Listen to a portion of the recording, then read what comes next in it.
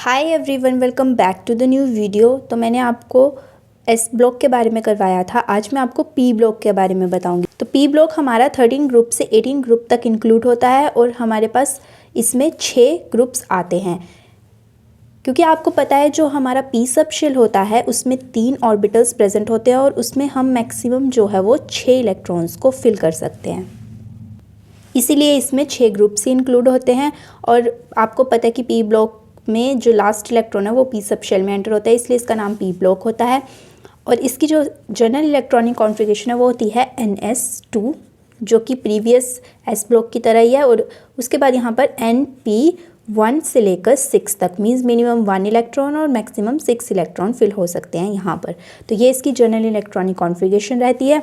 अब इसकी कैरेक्टरिस्टिक्स के बारे में मैं बताऊँ तो पी ब्लॉक में मेटल्स और नॉन मेटल दोनों इंक्लूड होती हैं। जो हमारा मेटेलिक कैरेक्टर है वो टॉप से बॉटम की तरफ इंक्रीज़ होता है और हमारा नॉन मेटेलिक कैरेक्टर जो है वो लेफ़्ट से राइट की तरफ इंक्रीज़ होता है इसमें पी ब्लॉक में। मतलब जो ग्रुप्स वाइज हमारे पास जो है वो मेटेलिक कैरेक्टर इंक्रीज़ होता है और जो नॉन ग्रुप मतलब पीरियड वाइज है वहाँ पर हमारे पास नॉन मेटेलिक कैरेक्टर जो है वो इंक्रीज़ होता है। और compound of these elements are mostly covalent in nature और मोस्ट ऑफ एलिमेंट शो जो है वो वेरिएबल ऑक्सीडेशन स्टेट शो करते हैं। और in every period the reducing character of the element decreases from left to right while oxidising character increases. मतलब अगर हम पीरियड वाइज देखेंगे तो हमारे पास रिड्यूसिंग कैरेक्टर डिक्रीज होता है और ऑक्सीडाइजिंग कैरेक्टर जो वो इंक्रीज होता है।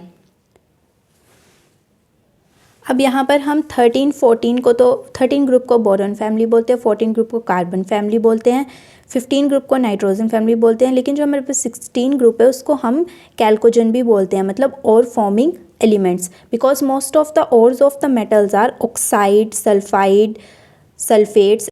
मतलब जो मोस्ट ऑफ द ओर्स होते हैं मेटल के वो ऑक्साइड से ही बनते हैं या फिर सल्फाइड से बनते हैं, तो इसलिए इसको हम कैल्कोजन भी बोलते हैं, मतलब और फॉर्मिंग एलिमेंट। और जो हमारे पास ग्रुप 17 है उसको हम हेलोजन्स बोलते हैं, sea salt forming. Since most of the salt present in sea water are chlorides, bromides और आयोडाइड्स, इसलिए हम इसको बोलते हैं हेलोजन्स। और आपको पता है 18 ग्रुप जो है वो वहाँ पर फुलफिल होती है इलेक्ट्रॉनिक कॉन्फ़िगरेशन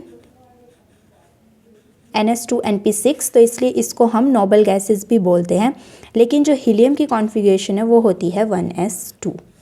बाकी की configuration 2s2, 2p6, 3s2, 3p6 so on ऐसे करके होती है, लेकिन सिर्फ हीलियम की 1s2 होती है।